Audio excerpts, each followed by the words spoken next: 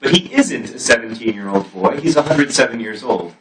And I find that very problematic. Like, I found it very difficult to get past the fact that he's 107. And the whole defense of it is, well, he doesn't act like he's an adult, and he doesn't act like an adult, he doesn't look like an adult. But let me explain to you why it's weird for adults to have romantic relationships with children. It's not because we look old. It's because we are old. And, yeah. So, the other thing that bothers me about vampires, in addition to there being, it being okay for them to do all kinds of things that it's not okay to do, even putting aside murdering people, I don't even find that nearly as problematic as all the other stuff.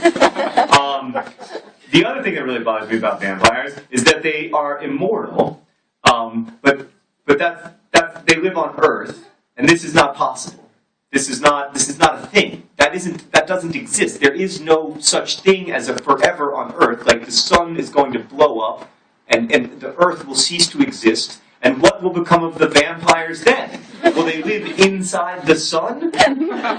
No. Literally. No, they will not live inside the sun. So it ignores the very temporariness that is at, like, the core of all that we do as humans, and it pretends that our efforts will somehow, like, last forever, which is a very problematic thing. So no, I will not write it down.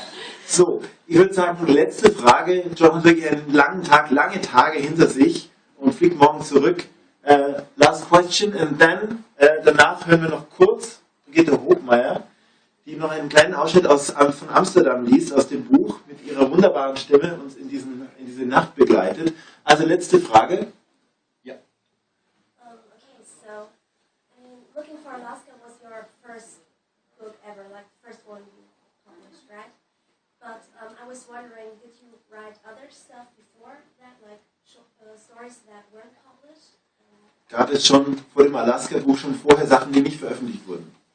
I did. I never wrote a complete novel that wasn't published, but I wrote a lot of stories, most of which were about sick children, many of which were set in a children's hospital, and I was always trying to sort of build toward a finished novel, you know? But it never worked. You know, this never happened until it happened. But instead, I kind of put it aside, and I worked on I worked on the book that became Looking for Alaska, and then that got published, and that sort of made it possible then for me to take the time to do this. But more generally, like, if you are a writer, I would encourage you not to worry too terribly much about finishing. Finishing is not the most interesting part or the most important part of writing, and I wrote many, many unfinished things while I was writing and learning and practicing, I guess, because you know, the thing about you don't, like, wake up and know how to use these meaningless scratches on a page to create ideas inside of people's heads. Like, you don't start out knowing how to do that. No one is born with the gift of being able to write a story. I have a 2.5-year-old. He is a terrible storyteller.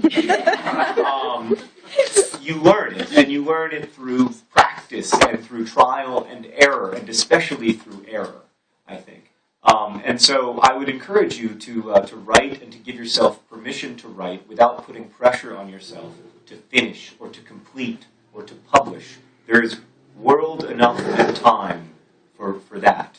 The pleasure you have, what has to be developed is the delight in writing, the pleasure in writing, which doesn't always accompany finishing anything.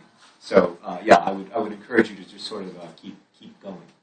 Also Ermutigung an alle jungen Schriftsteller. Man ist nicht geboren zum Schriftsteller, auch sein Sohn Henry nicht. Mit 2,5, der schlechte Geschichten erzählt. Er hat auch viele Geschichten geschrieben, mit denen er selber nicht so zufrieden war. Und es hat einfach Zeit gebraucht, dass er diese unvollendeten Manuskripte auch liegen gelassen hat, bis es soweit war, dass sein erstes Buch damals rausgekommen ist.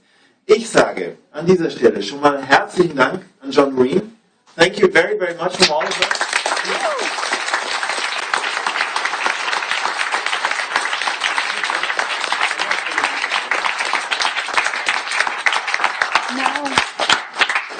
Vielen Dank, Brigitte Hochmeier. Vielen Dank, John Green. Vielen Dank an euch alle fürs Kommen. Special thanks to the couple from England who came all the way to see him here.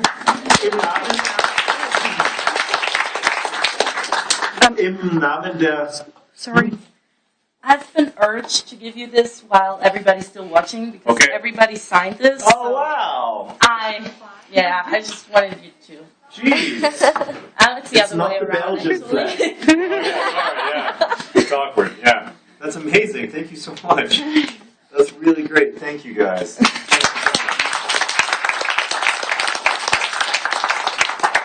John, please come back. Yeah. Please.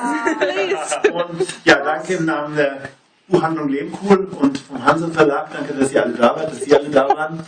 Kommt gut heim und jetzt gibt es, wie versprochen, noch das Signieren am Ende. Also hier den Gang runter und das ist dann auch der Ausgang in diese Richtung. Don't forget to be awesome. Macht's gut.